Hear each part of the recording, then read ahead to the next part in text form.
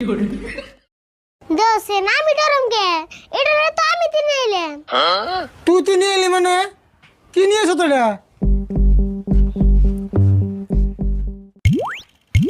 ও বাবা হে কাকা তুমি আবার ডরো কে?